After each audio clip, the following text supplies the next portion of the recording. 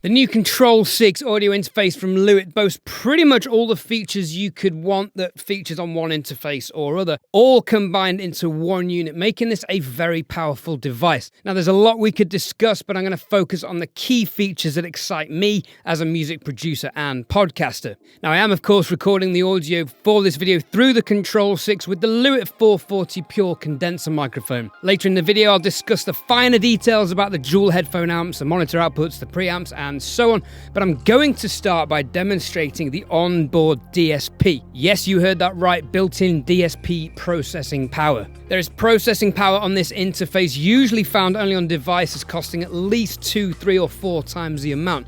The question is it any good? Let's find out.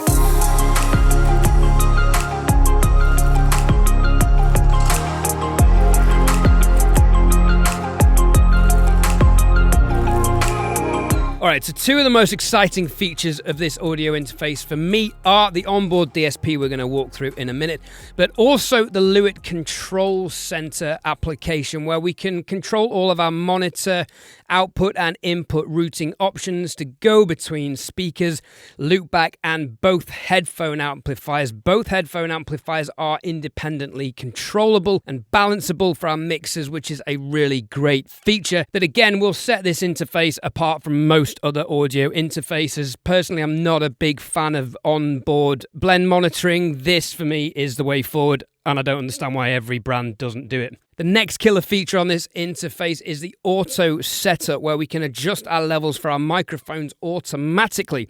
Let's go through this process quickly. So we go to auto setup, we choose which type of microphone we have or whether we have an instrument input. So I'm going to choose condenser microphone, and I'm just going to be talking for now, but I have saved a preset for when I'm singing. So the ability to save presets is really useful, and I'm not live, I am recording in my acoustically treated studio. And basically, for 10 seconds, which is half the time of a competitor's auto gain system, we just have to speak into our microphone or sing or perform our instrument, and it will measure the gain, and it will adjust the gain automatically for us. It could not be easier. So all we have to do is talk into the microphone for 10 seconds and it automatically adjusts the gain for us. And you'll see that it's come up with a setting of 4 decibels. So phantom power is on, correct. High pass filter, yes for speaking, good. Gain level 4. I can tweak that later, but I'll probably leave that as it is. I've not got the expander selected or the compressor selected because we're going to talk through those now. We've got phantom power selectable here, high pass filter, mute, phase, etc. And the first plugin we've got, the first DSP unit of processing we have is this expander. What the expander's doing, this is an upward expander. So basically anything above this threshold line here is going to be boosted a little bit further. And we've got all the typical expander parameters to play with, threshold, ratio, attack, release, and so on. So let me just demonstrate that. If I drag this up, you can hear that it's not expanding anything and my voice is cutting in and out as and when it's picking the peaks. So I need to drag this to a point where it's basically getting all the peaks, but just dipping out the spaces in between. So it's kind of acting as a gate would, which is going to be really useful for podcasts and can help eliminate breaths and so on. Next in the signal chain is a compressor, and this is obviously going to do the opposite of an expander. It's going to squash our peaks and smoothen out our audio even further. We have a threshold dial here, which is also controllable by clicking on this line and adjusting the parameters, as we can see. The orange line is indicating when gain reduction is occurring, which is a really useful visual aid as well as being able to hear it. And finally in the signal chain, we have the equalizer. Let's turn that off for now. So you can hear my voice before the EQ, and what I've done is basically added 3 dB at 205 Hertz. That's to add some warmth and body to my voice. And I've taken a little bit down at 2300 Hertz because this microphone, the Lewitt LCT 440 Pure, is a very clear microphone and there's a lot of spaciousness in the top end. But a combination of that and my voice being a little bit piercing when I sing at 1.5K, I've just dipped a little bit of that out for a smoother sound. Again, this Q here, 8K, that's just for a little bit of de-essing. To expand the Q point, I simply have to press Command and drag up or down, and that adjusts the Q point accordingly. And band 1, I've just left at about 12, 13K, added a couple of dB for some spacious, airy sound, which some interfaces have a button for.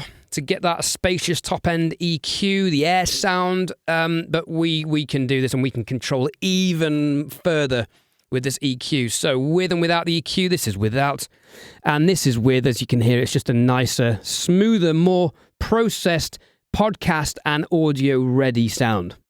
Now, for the sake of demonstration purposes, I may have slightly over-exaggerated some of these settings. I would always advise erring on the side of caution because it's easier to add more compression, more EQ later than it is to, well, you can't remove it. So basically, I would err on the side of caution. And another cool feature is that I can assign these software channels or virtual channels out of our DAW. So, for example, out 1 and 2 at the moment is my stereo mix bus coming out of Logic. I could assign my keyboards, for example, to outs 1 and 2, and I can split these up by clicking this button here, and then I can assign 3 and 4 individually. So, for example, I could put bass on 3, click on 4, I could do vocals on 5, and synths on 6. Any number of combinations. All you have to do in Logic is basically go to your channel strip and press output, and then you can go to mono or stereo pairs and assign your outputs that way, and then you can basically balance the levels in the software without having to do it in your DAW. And of course we have our aux in if you have a phone or audio source from a record player or from DJ decks. I can see this being a good interface for DJs for doing live streams and recordings. And also we've got our mobile phone input again for taking audio from YouTube or games or whatever you wanted, or telephone calls, for example. This is a great way to basically record any amounts of inputs from anything. Lewitt have just got all of this right. It's an inspiring interface. Now, diving into Logic, I want to demonstrate this DSP processing on some vocals so you can hear it in the context of music and a mix and how you may actually use it. Now, the only processing I have put on is a tiny bit of auto-tune for your listening comfort. Singing, as you probably know if you've watched the channel before, is way down my list of skills. A heart doesn't break in single motion. They crash to the floor when you're alone. Ride out the waves until it's broken. I'm head over blind and I've fallen. So it's a very clear sounding preamp. I mean, it's capturing all the details. It does help that the microphone is good as well. Let's compare this to the processed version. So this has the expander in place, this has the compressor in place, and this has the EQ as I've just demonstrated to you. A heart doesn't break in single motion. They crash to the floor when you're alone. Ride out the waves until it's broken. I'm head over blind and I've fallen. Now, some people might be there thinking, how can you compare two different takes? Well, it's a valid point, but I think it's irrelevant in this context because we're processing the audio very differently, so it doesn't really matter because the result is going to be massively different anyway.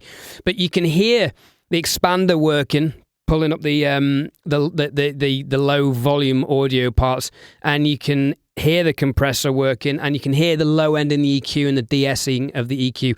Now, like I said, I have slightly exaggerated this for demonstration purposes. I would err on the side of caution with all of these processes. But as you can see, the difference between the very dynamic dry take and the very flat, very even, very precise process take is fantastic. So for podcasting, you're going to have a very processed vocal straight into the recording. And the same for recording audio. For example, vocals or acoustic guitars, I don't think you're going to have to do much mixing if you get the EQ and the compression right on the way in. So really great features that, again, are found on interfaces that cost way, way more than this one. Just these DSP processing features and the monitoring, I think this interface has just been set way apart from others in the price point.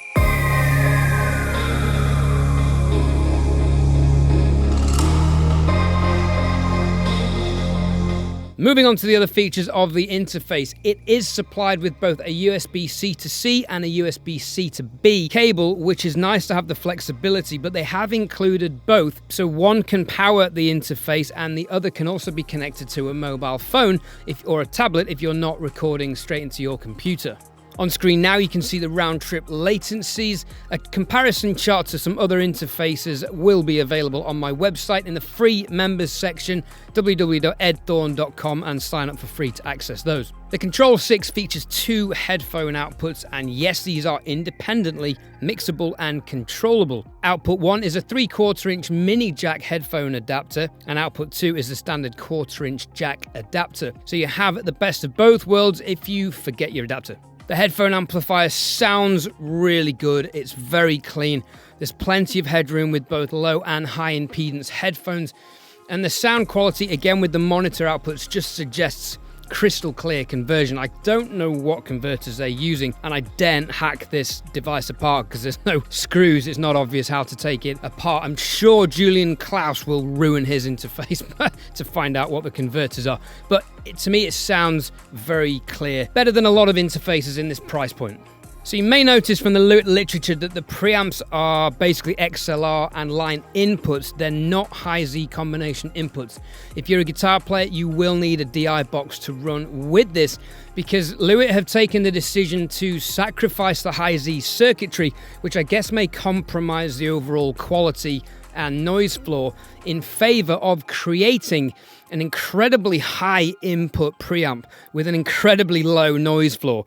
72 decibels of input gain is more than you're ever going to need. It competes with some really high-end preamps, and yes, it is plenty to drive high-gain, hungry, dynamic microphones, which aren't the same brand. Also, you've got a minus 133 decibel noise floor, which competes with all the top interfaces in professional studios. This is a very, very good preamp, and as I'm sure you've heard already throughout the video and in the vocal demonstration, it's clean. There's a couple of different versions of Cubase included. There aren't any additional software bundles included, but Cubase comes with all the stock plugins you can need: EQs, compressors, gates, reverbs, and so on. Now we have to talk about the design, because I suspect it might get a little bit of flack from other YouTubers. However, not from me, because I like it. It looks like a Lego brick, and it's actually been quite ergonomically designed. As a desktop device, I can sit there with my hand, and it's got a nice place for my thumb and even my little finger if I'm going to be using it with my left hand, if I'm using my touchpad with or a mouse with my right hand.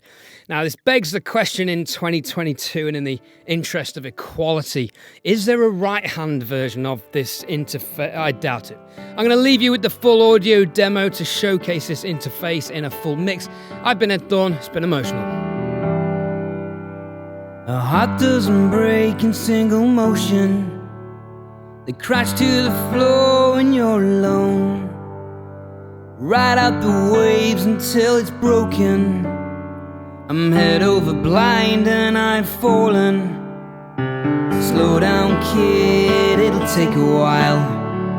You can't rush the things that don't work. The pieces will fall on their own. Be kind to yourself and believe. Give yourself time for healing, time for waiting, and time to let this go. Just give yourself time rebuilding, and time reflecting, and time to let this grow. Don't ever say never.